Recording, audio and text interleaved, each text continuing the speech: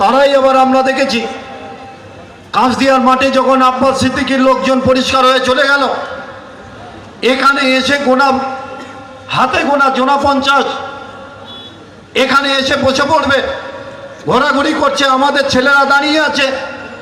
এখানকার যিনি তৃণমূল কংগ্রেসের নেতা, তিনি আবার ফোন করে করে পঞ্চায়েতের যারা দায়িত্বে আছে তাদেরকে বলে দিচ্ছে ঘটকপুকুরে ওদের সঙ্গে সাথ লাগা।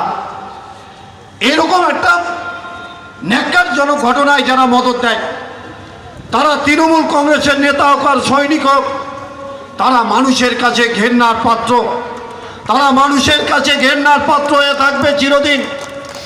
যারা ধর্মীয় সুড়সুড়ি দেয়, যারা ধর্মের পিছনে খোঁচা দেয়, রাজনৈতিক অস্তিত্ব তাদের না থাকে, তাদের বিরুদ্ধে আমাদের কিন্তু লড়াই আন্দোলন জারি থাকবে।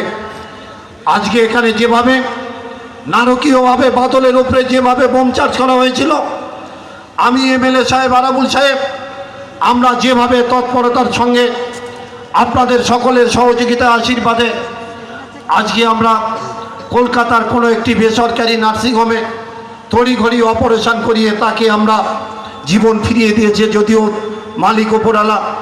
কিন্তু আজকে বাদল আমাদের ছেড়ে চলে যেতে পারত, হারিয়ে যেতে পারত।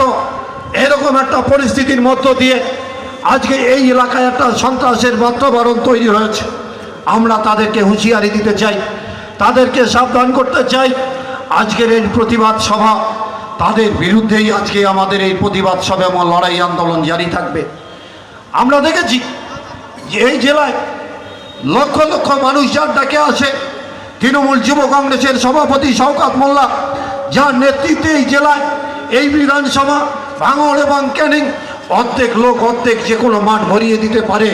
আজকে আমরা সাময়িকভাবে মাত্র একদিনের নোটিশে আজকে লাখো মানুষের জমায়েত করে ভাঙড় ঘটকপুকুরের বুকে প্রমাণ করে দেখিয়ে দিয়েছি এখানে বিরোধীদের কোনো জায়গা নেই, সাম্প্রদায়িক সুড়সুড়ি দেওয়ার কোনো জায়গা নেই।